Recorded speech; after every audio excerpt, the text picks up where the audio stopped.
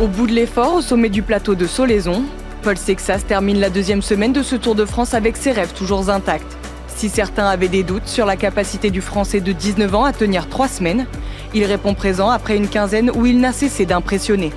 J'espère que je vais encore de nouveau me découvrir. Après, voilà, je me situe déjà assez bien au niveau des favoris, donc on verra comment ça se passe. Maillot blanc au matin de la 15e étape, Paul Sexas semble imperturbable, mais il reste novice en matière de protocole. Petit retard pour sa première journée sur les routes du Tour avec un maillot distinctif. Il manque à l'appel sur la ligne de départ.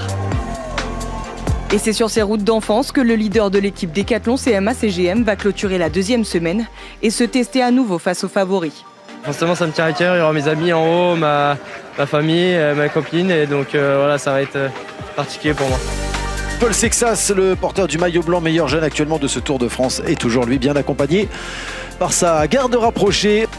Bien entouré et protégé, le prodige français est entré dans les livres en devenant le plus jeune coureur de l'histoire du Tour à porter un maillot distinctif.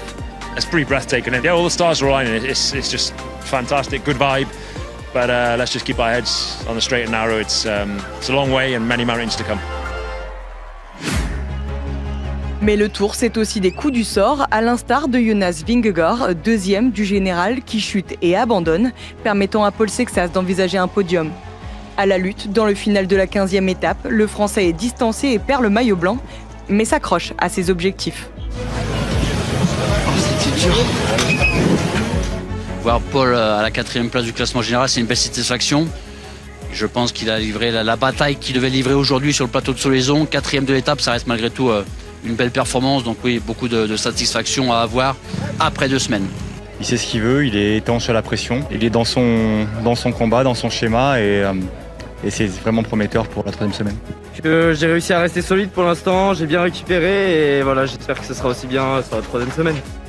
Il reste 6 jours avec un chrono ce mardi, un exercice qu'il affectionne particulièrement pour clôturer son premier tour et continuer de rêver grand.